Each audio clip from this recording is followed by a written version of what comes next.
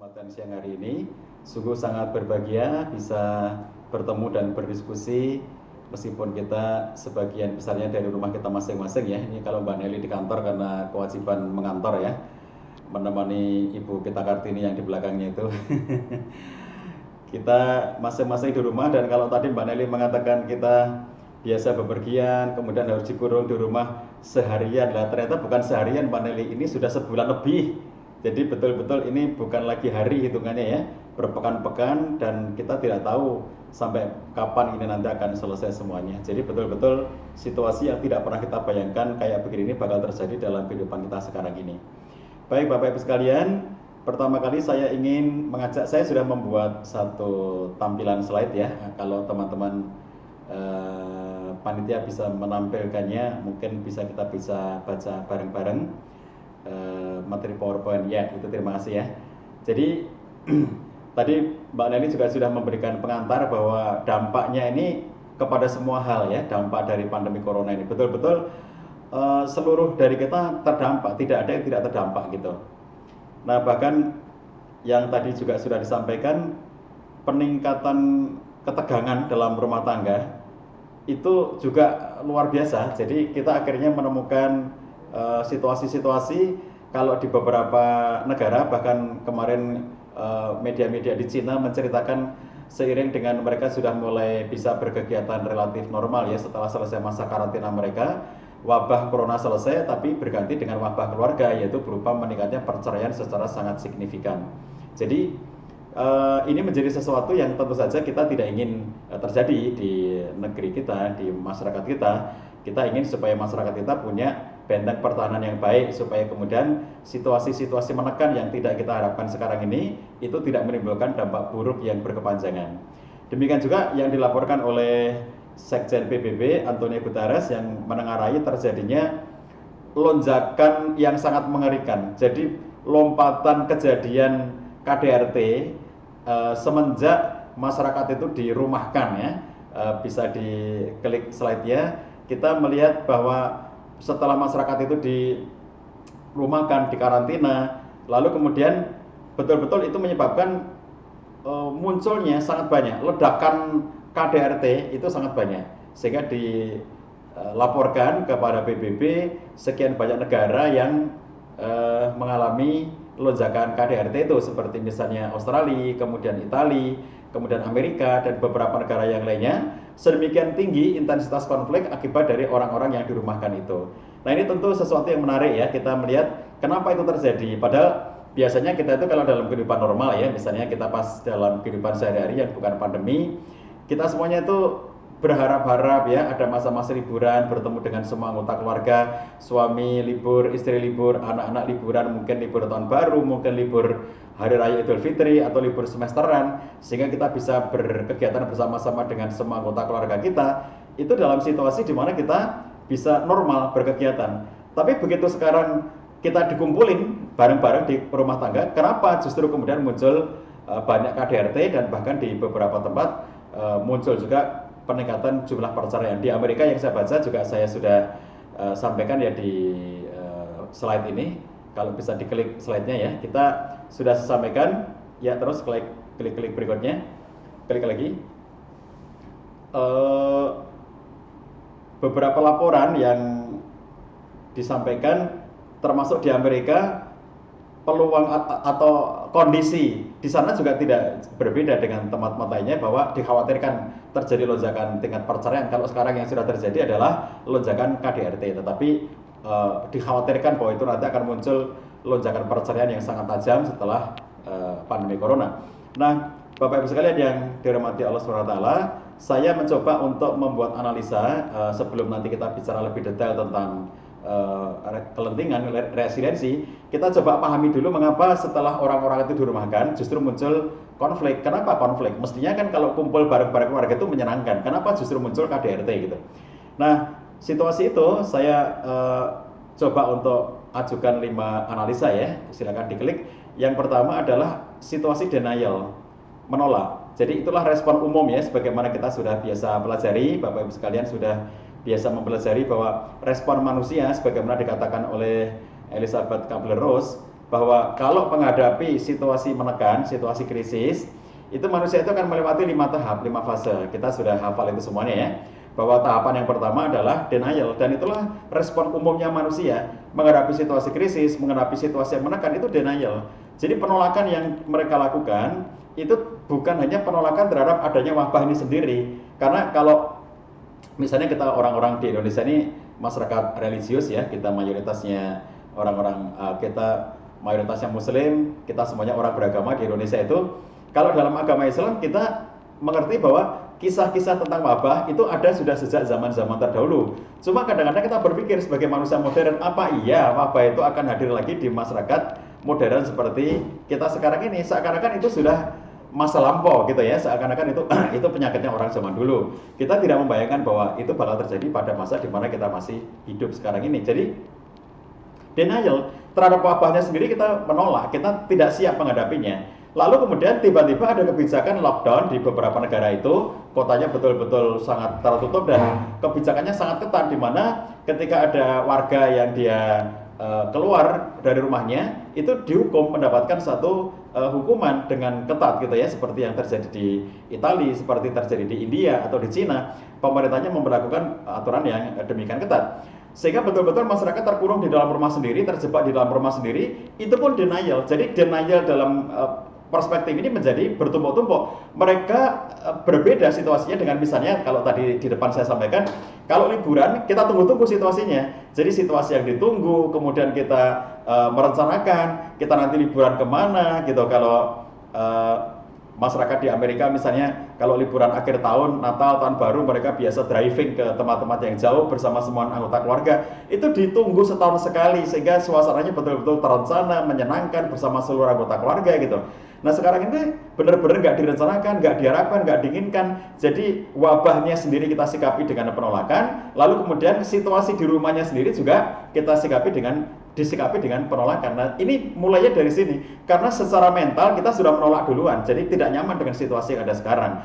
Ditambah yang kedua adalah adanya tekanan keadaan. Jadi tekanan keadaan ini ya, tadi Mbak Nelly juga sudah menyampaikan, misalnya dalam situasi yang sekarang ini itu kan hilang kebebasan kita. Yang biasanya suka kongko-kongko, biasanya suka jalan-jalan, kita nggak bisa kemana-mana, nggak ada variasi kegiatan. Masih beruntung kalau rumahnya luas, bisa untuk berbagai macam aktivitas. Tetapi yang rumahnya sempit itu lebih-lebih lagi, karena tidak ada ruang privasi, nggak ada. Bisa dibayangkan kalau dalam situasi sekarang, anak-anak yang masyarakat banyak yang anaknya di pesantren lalu semuanya dipulangkan, kemudian anaknya kuliah juga belajar di rumah, yang sekolah di sekolah umum juga semuanya belajar dari rumah. Akhirnya suami istri di rumah, anak-anak ngumpul semuanya dalam situasi rumah sempit itu, terbatas fasilitasnya, tidak ada ruangan-ruangan privasi, semuanya. Jadi dengan rumah sempit itu lo lagi dimanapun ketemu lo gitu, sehingga tidak ada ruang-ruangan privasi. Padahal suami istri itu mereka butuh ruangan privasi untuk berbagai macam aktivitas suami istri itu sendiri.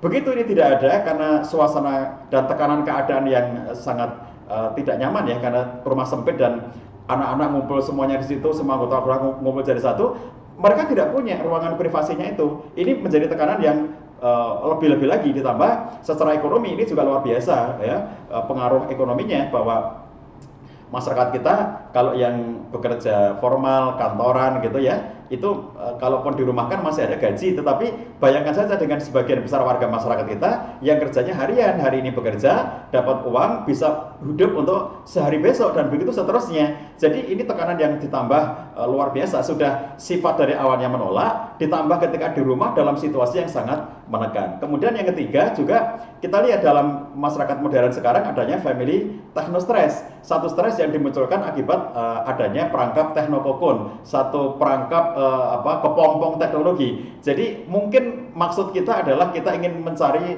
pelarian, atau mungkin maksud kita adalah untuk mencari hiburan. Di rumah saja ngapain gitu ya, anak-anak kita tidak bisa berekspresi, nggak boleh keluar rumah, tidak bisa ketemu dengan teman-temannya, dan seterusnya. Lalu masing-masing dari kita mencari kesibukan-kesibukan, suami asik dengan gadgetnya, istri asik dengan gadgetnya, anak-anak asik dengan gadgetnya. Tidak pernah ada ruangan waktu-waktu di antara mereka untuk saling mengobrol, bercanda bersama, bermain bersama. Masing-masing melewatkan aktivitasnya sendiri-sendiri. Sudah dalam situasi yang tidak nyaman, ada suasana denial, penolakan, ditambah masing-masing dari mereka memilih aktivitas yang masing-masing, tidak bareng-bareng.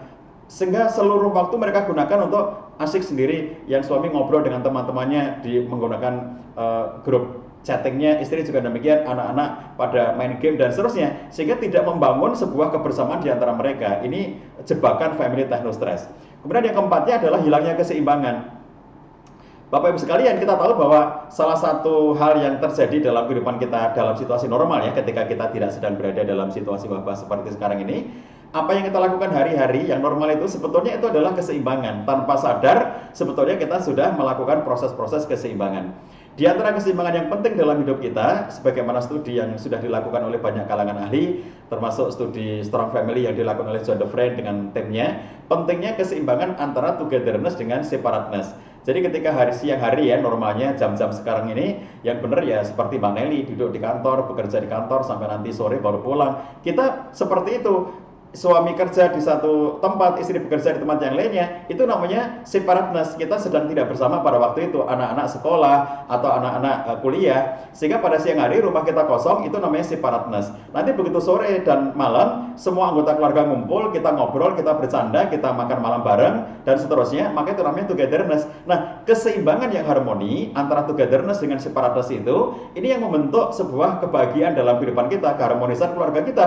Nah, begitu dengan paksa itu harus dihilangkan karena situasi pandemi semuanya dirumahkan. Jadi tidak ada separateness-nya. Yang ada adalah togetherness, semuanya ngumpul terus bareng gitu. Nah, dalam situasi di mana mereka sudah tertekan dari awal yang saya sampaikan tadi, kemudian masing-masing asik mencari dunianya sendiri-sendiri melalui teknologi, lalu tidak mampu untuk menjalin yang nomor 5, poin kelimanya saya sampaikan, hilangnya homeostatis. Jadi sebetulnya mekanisme homeostatis ini itu mekanisme normal, mekanisme hari-hari yang kita itu secara naluriah sebetulnya sudah dimiliki. Salah satu yang kita miliki itu ya, secara natural kita itu sudah memiliki bekal ya dalam diri kita untuk bisa mengambil keseimbangan. Contohnya misalnya begini. Kalau suami istri itu berpisah terlalu lama, misalnya LDR, LDM gitu, mereka terpisah kota, terpisah jarak, terpisah waktu, maka muncullah mekanisme yang namanya rindu, kangen, pengen ketemu. Maka kemudian yang diciptakan adalah bagaimana mengusahakan untuk pertemuan, karena separatusnya terlalu besar. Begitu separatus terlalu besar, itu kalau bahasa Jawanya jomplang. Jomplang itu situasi yang nggak seimbang. Kalau kita main joget-joget ya di taman itu kalau yang satunya gemuk banget, satunya ringan banget, itu jomplang begini, secara tidak seimbang. Nah, ketika separatusnya terlalu besar, maka togetherness-nya sangat kecil itu menimbulkan mekanisme nanti kalau tidak diikuti dengan menjaga homeostatis, nanti mereka akan berada dalam situasi kering cintanya, kemudian hilang rasa cintanya, bisa mengancam rumah tangga itu karena hilang kesetiaannya dan seterusnya. Maka muncullah, jadi Allah kasih kepada kita itu misalnya perasaan kangen, perasaan rindu, pengen ketemu dengan pasangan hidup kita, dengan anak kita, itu sebenarnya mekanisme normal, natural untuk menjaga homeostatis. Kalau terlalu lama tidak ketemu, lalu kemudian muncul rasa kangen, itu menyebabkan, ayo gimana caranya segera ketemu. Mungkin suaminya yang sedang bepergian jauh segera pulang, karena sudah berapa bulan nggak pulang-pulang, misalnya begitu ya. Ini sebetulnya mekanisme yang normal. Sebagaimana juga kalau orang itu tiap hari ketemu, suami istri itu ya, ada suami istri yang tipenya itu walaupun nggak banyak ya, kerjanya di kantor yang sama, di bidang yang sama, di bagian yang sama. Mereka berangkat bareng, naik motor berdua atau naik mobil berdua, pulangnya pun bareng lagi, di rumah bareng, di kantor bareng, kerjanya bareng. Coba kayak begini nih, togetherness terus menerus, tidak ada separateness-nya. Itu juga bosan, jenuh kayak begitu itu. Jadi orang hidup berumah tangga itu menjaga keseimbangan antara separateness dengan togetherness. Nah, pada saat pandemi corona kita tidak menemukan itu karena tidak punya ruang-ruang privasi. Saya bayangin kalau di antara kita itu ada yang punya rumah berapa hektar kawasannya gitu ya. Jadi kalaupun lockdown di rumah kita sendiri yang kawasannya sangat luas, ada rumah-rumah kecil-kecil, ada taman, ada kolam, ada lapangan futsal, ada lapangan sepak bola di dalam area rumah yang luas itu yang dimiliki oleh satu keluarga misalnya, maka meskipun mereka tidak bisa kemana-mana tapi dalam lingkup area yang sangat luas sehingga mereka masih punya kesempatan untuk memiliki separateness gitu. Tetapi begitu kemudian itu rumah kita sangat sempit, maka tidak ada separateness-nya. Jadi betul-betul kita ngumpul di tempat yang sama, benar-benar kayak kita di penjara dalam artian yang sesungguhnya. Inilah yang kalau kita pahami mengapa situasi-situasi ini menjadi sedemikian menekan, tidak mampu menghadirkan kembali keseimbangannya, karena biasanya mekanisme homeostatis ini apabila terganggu sedikit saja lalu kemudian kita berusaha untuk menyeimbangkannya. Kalau terlalu sering, kalau terlalu banyak togetherness-nya, maka kemudian kita mengambil sikap, misalnya aku pengen berolahraga sendiri sekarang ini, aku pengen berkegiatan sendiri sekarang ini, biar kemudian ada mekanisme untuk tidak selalu bersama-sama. Kalau terlalu banyak separatusnya, maka ayo kita ketemu supaya kemudian kita ngumpul lagi dan seterusnya. Nah, begitu kemudian kita dalam situasi pandemi, ternyata mekanisme ini tidak dengan mudah bisa diciptakan. Nah, saya kira itulah yang kemudian membentuk situasi ketidakseimbangan. Oleh karena itu, betul sebagaimana tema kita pada kesempatan siang hari ini, kelentingan keluarga, resiliensi itu yang menjadi benteng pertahanan keluarga kita, supaya di tengah-tengah kita berada dalam situasi pandemi ini, kita tahu ada beberapa sebab tadi yang saya sampaikan ya, kemungkinan terjadinya penyebab mereka mengalami kenaikan KDRT maupun mengalami perceraian yang meningkat itu, ada beberapa analisa yang tadi saya sampaikan. Kita upayakan untuk menghindari itu semuanya dengan meningkatkan resiliensi. Nah, maka kita bicara resiliensi, kelentingan keluarga sebagai benteng ya dari pertahanan keluarga. Bisa diklik. Kita lihat kalau dari segi pengertian kita semuanya sudah tahu, pada dasarnya resiliensi atau kelentingan itu memuat beberapa aspek ya. Ada sisi yang bernama daya tahan dan ada sisi yang namanya daya lenting. Dan kalau daya tahan itu ini membuat kita itu memiliki kemampuan untuk tidak cepat terpuruk ketika menghadapi situasi-situasi yang menekan. Jadi kita tidak cepat untuk berada dalam situasi yang down ketika berada dalam situasi yang tidak kita harapkan. Tetapi begitu kemudian kita sudah berada dalam situasi yang menekan itu, andai pun kemudian sempat mengalami keterpurukan, maka resiliensi ini memiliki fungsi untuk cepat kembali melenting ke levelnya yang semula. Jadi kalau menggunakan teorinya Kubler-Ross yang tadi saya ceritakan, 5 tahap menghadapi kedukaan, maka kalau punya resiliensi, kelentingan yang tinggi, itu cepat sekali untuk sampai ke level kelima. Jadi tidak perlu melewati fase demi fase, denial dulu, setelah itu angry, setelah itu kemudian harus bergain, setelah itu kemudian depression, kemudian baru acceptance. Kita nggak usah begitu, tetapi kalau orang punya resiliensi, begitu mengalami peristiwa yang tidak menyenangkan, situasi yang menekan yang dimiliki, termasuk pada kesempatan pandemi sekarang ini, itu akan cepat sekali sampai kepada level penerimaan. Ini kalau dalam bahasanya orang beragama, kalau saya sebagai muslim, ini yang disebut sebagai sabar atas musibah, ridho menghadapi musibah. Jadi begitu diberikan musibah oleh Allah SWT, orang-orang yang beriman itu dinyatakan oleh Allah sebagai orang yang berbahagia dengan pemberian dari Allah SWT dan rahmatnya Allah SWT. Jadi kita diberi pandemi itu pemberian dari Allah SWT, oleh karena itu kita menerima bahwa ini adalah bagian dari pemberiannya Allah SWT, acceptance. Jadi tidak ada denial terhadap apa yang Allah berikan pada kita, tetapi kemudian langsung kepada acceptance. Nah, baik, saya ingin secara sekilas menyampaikan 7 faktor pembentuk daya resiliensi ya di slide-slide berikutnya itu. Jadi bagaimana membentuk resiliensi pada keluarga kita dan pada pribadi kita. Ada 7 faktor yang membentuknya. Yang pertama adalah regulasi emosi, yang kedua adalah kemampuan kita untuk melakukan pengendalian impuls, yang ketiga adalah sikap optimistik, yang keempatnya adalah causal analisis, yang kelimanya adalah sikap empati, yang keenamnya adalah efikasi diri, dan yang ketujuhnya adalah reaching out. Silakan diklik-klik ya. Yang dimaksud dengan regulasi emosi, Bapak Ibu sekalian, kemampuan untuk tetap tenang di bawah kondisi yang menekan. Jadi bagaimana dalam situasi yang menekan seperti sekarang ini sikap kita tuh tenang, gitu ya. Jadi hari-hari ini Mbak Nelly saya laporkan sekalian ya, sebagai gender champion saya melaporkan kegiatan saya selama masa pandemi. Setiap hari minimalnya 2 forum saya mengisi untuk mengajak kepada banyak kalangan masyarakat bersikap positif terhadap situasi pandemi sekarang ini. Jadi yang sering saya sampaikan adalah bersikap tenang terhadap situasi yang menekan sekarang. Itulah regulasi emosi. Jadi kalau kemudian kita berada dalam situasi yang tertekan, lalu kemudian kita panik, maka kepanikan itu menambah persoalan. Panik tidak menyelesaikan masalah, justru menambah persoalan. Jadi kalau tadi pagi ya, forum tadi pagi juga dalam bentuk Zoom seperti ini, hadir sekitar 200-an peserta. Saya sampaikan kepada mereka, ini yang hadir tadi pagi itu kepala keluarga, bapak-bapak gitu ya.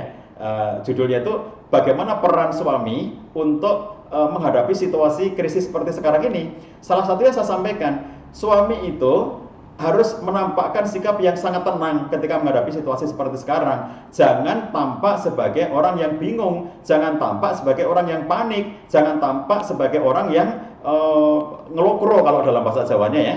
Ngelokro itu apa Mbak Nelly bahasa Indonesianya? Jadi ngelokro itu apa itu? Ngelokro, putus asa gitu ya, putus asa. Jadi jangan sampai kemudian tampak gara-gara dirumahkan lalu kemudian di rumah tidur aja gak ngapa-ngapain, bingung, panik gitu. Kalau kita naik mobil atau kita naik bis gitu, lalu kemudian ngelihat sopir bisnya itu ugal-ugalan, panik gara-gara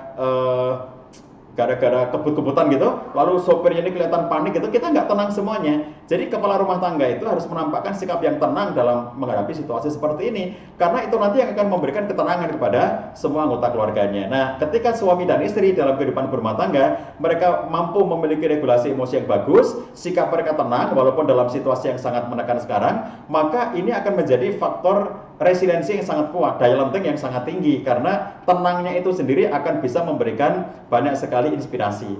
Kita berpikir gimana kalau nggak bisa kerja di luar rumah. Kalaupun nekat jualan di luar rumah juga sepi-sepi sekarang ya, banyak sekali yang mengeluh, pedagang-pedagang mengeluh karena nggak bisa jualan dengan normal lagi. Kalaupun tetap mau jualan juga siapa yang membeli, karena daya belinya turun semuanya.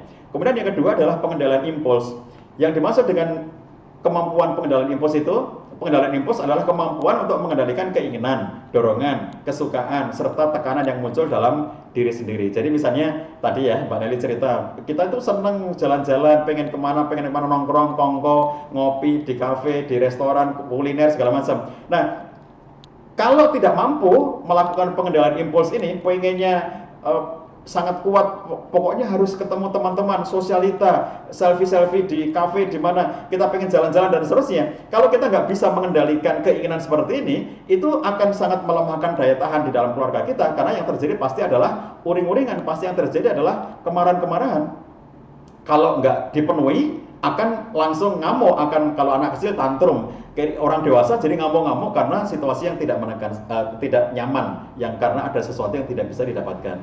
Saya dapat cerita seorang kepala keluarga yang dia tuh emosi terus-menerus di rumahnya setelah di masa pandemi ini, karena dia nggak bisa melakukan apa yang dia inginkan. Sudah biasanya dia kerja keluar rumah, jarang di rumah, lalu kemudian sekarang harus di rumah terus-menerus. Itu benar-benar situasi seperti ini membuat dirinya emosi yang sangat tinggi. Nah, disinilah ketidakmampuan pengendalian impuls ya.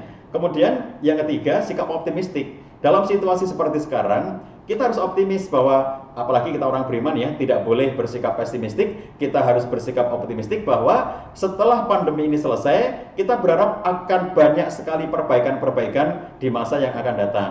Saya tertarik teorinya Strong Family John DeFriend karena itu lahir dari penelitian yang panjang ya, 30 tahun surveinya di lebih dari 40 negara, termasuk di Jogja ya. Mbak Nelly beliau pernah survei di Jogja bersama dengan BPPM dan UGM. Itu menarik bagi kita semuanya bahwa Strong Family yang disebutkan oleh John DeFriend itu corak teorinya itu sangat optimistik.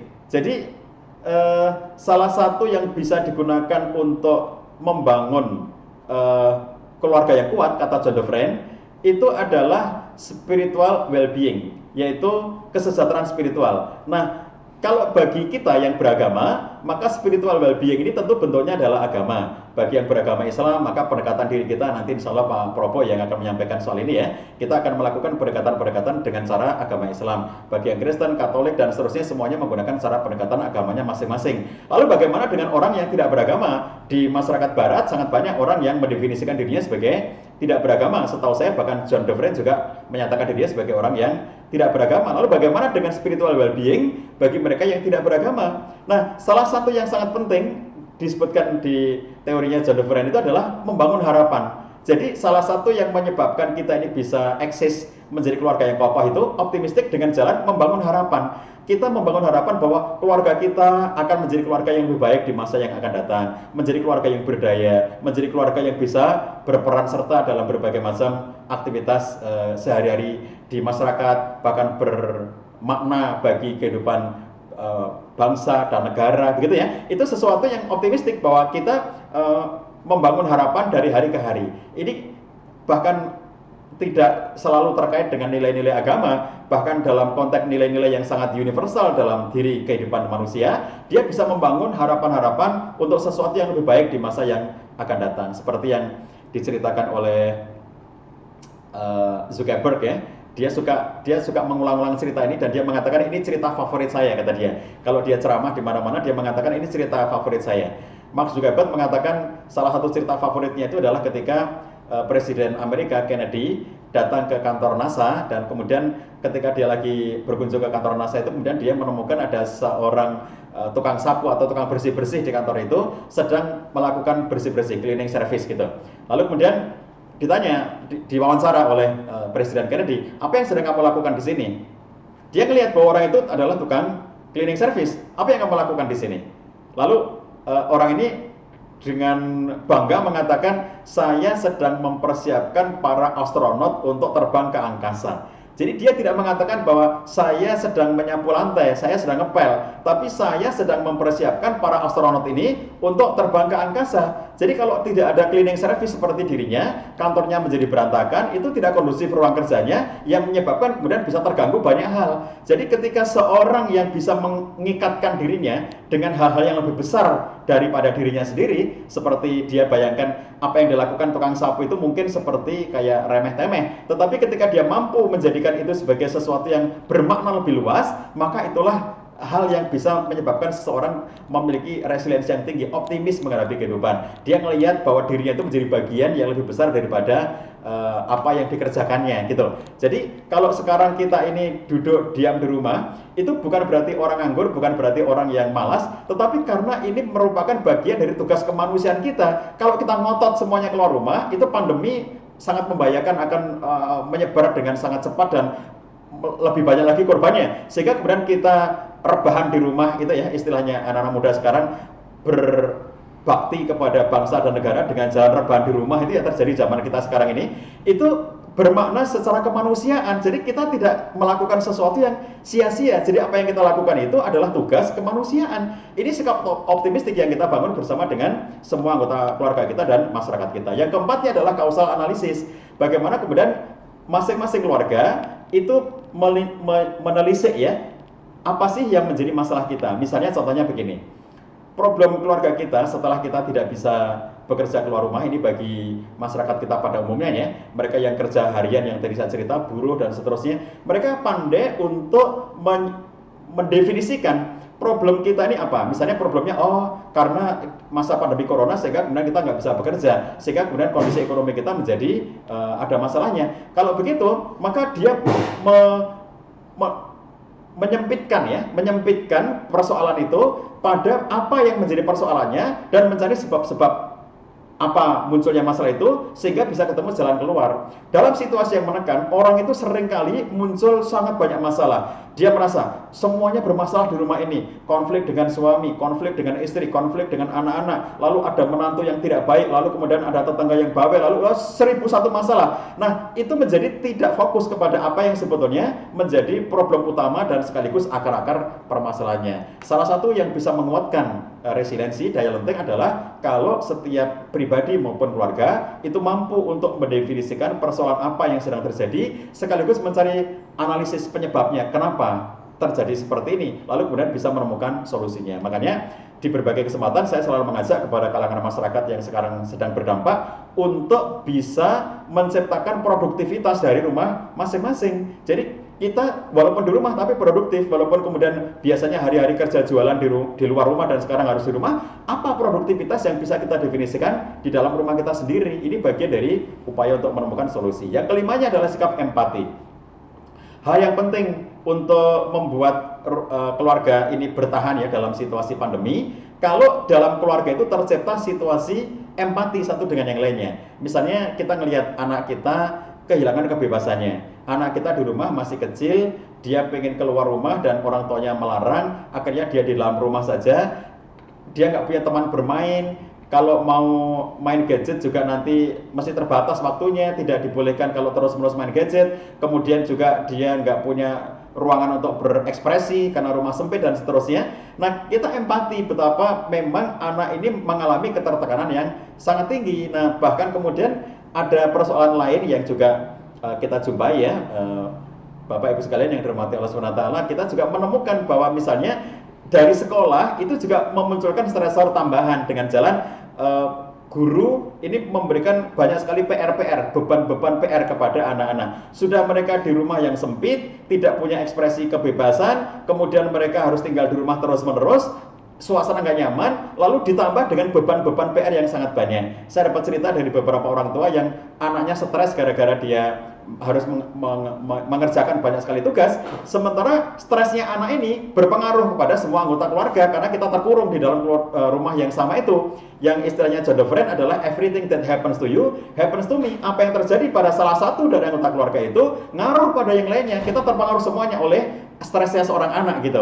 Jadi oleh karena itu empati ya dengan situasi-situasi yang sekarang terjadi, suami, istri, anak-anak mengembangkan sikap empati menyebabkan mereka akan saling berupaya berlaku sebaik mungkin di rumah itu sehingga menciptakan sebuah kenyamanan. Kemudian yang keenam adalah kemampuan efikasi diri atau self efficacy ya.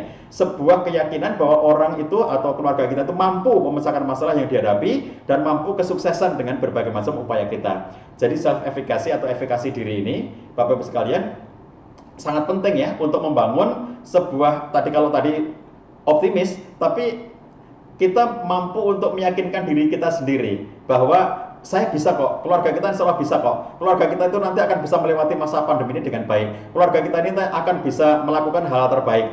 Jadi waktunya tidak dihabiskan untuk mengeluh ya. Saya sering mengatakan di berbagai forum akhir-akhir ini di masa pandemi ini, selesai mengeluhnya, selesai, sudah jangan mengeluh. Saya tulis beberapa waktu yang lalu di web saya tuliskan ini tulisan lama, kisah lama, tetapi di masa sekarang menjadi sangat bermakna, mengingatkan kembali seorang Arthur Ashe, juara Wimbledon tahun 1975, yang dia juara dunia Wimbledon itu pada waktu itu belum ada medsos ya, sehingga banyak penggemarnya tapi belum ada medsos untuk menyapa dia secara langsung. Tapi di tahun 1979 Arthur Ashe mengalami penyakit jantung yang mengharuskannya dioperasi, dan dia harus dioperasi 2 kali. Bukannya sembuh dari operasinya, justru kemudian dia tertular HIV dari transfusi darah pada saat dia mengalami operasi itu. 2 kali operasi tidak berhasil, ditambah dengan dia mengalami HIV dari transfusi darah yang diterimanya. Akhirnya Arthur Ashe dia mengalami kondisi yang sakit yang luar biasa yang menyebabkan dia nggak bisa kemana-mana sampai nanti akhirnya dia meninggal dunia dengan sakit yang dideritanya itu. Di masa dia sakit nggak bisa apa-apa itu, datanglah surat dari seorang fansnya yang mengatakan empati bahwa dia mengalami sakit seperti itu dengan satu pertanyaan, kenapa Tuhan memilih kamu untuk mendapatkan sakit kayak begini? Kenapa kamu? Kenapa kamu yang dipilih oleh Tuhan? Dan jawaban seorang Arthur Ashe sungguh luar biasa. Dia mengatakan begini dalam jawabannya, pada saat saya dulu menjadi juara Wimbledon 1975, saya mengangkat trofi Wimbledon itu. Waktu saya diberi trofi dan saya angkat trofi kejuaraan itu, saya tidak pernah bertanya kepada Tuhan, ya Tuhan kenapa saya yang diberikan trofi ini? Kenapa saya yang juara? Saya nggak pernah bertanya kepada Tuhan.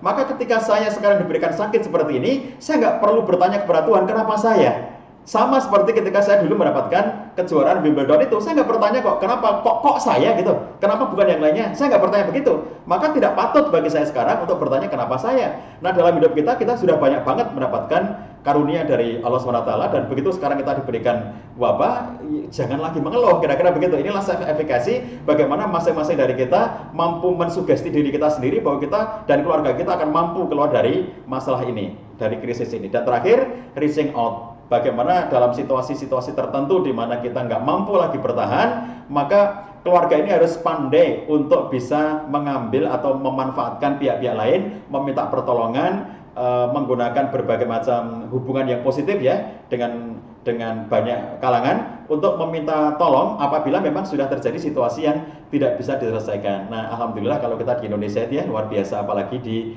Jogja. Kita berada dalam situasi masyarakat yang adem ayem, yang saling tolong menolong. Saya tinggal di kampung, di mana kampung saya ini di Banguntapan, Bantul. Satu orang dengan orang lainnya itu ya di kampung saya itu kalau ada satu orang mengatakan, aku nggak punya beras, berasku habis, maka dengan mudahnya tetangganya, udah ambil aja tempatku, maka dia datang ke rumah itu dan ngambil beras. Aku nggak punya sayur, udah ambil aja di depan rumahku dan seterusnya begitu. Jadi kalau kita di Indonesia ini berbeda dengan di negara-negara Barat ya, yang relatif mereka tidak berinteraksi secara langsung satu dengan yang lainnya. Kalau kita ini nonggo itu bertetangga dan tanpa batas-batas sekat-sekat tertentu. Rumah saya nggak ada pagarnya, jadi langsung berhadapan dengan rumah tetangga. Rumah tetangga saya itu juga banyak yang tidak berpagar sehingga nyampur ya, satu dengan yang lainnya itu beraktivitas bersama-sama. Ini reaching out-nya menjadi sangat mudah dalam situasi kita bersosial seperti sekarang ini. Demikian ya Bapak Ibu sekalian, kalau Pak Probo sudah siap kita bisa langsung dengarkan beliau, nanti kita akan diskusi setelah ini. Begitu ya Mbak Neri?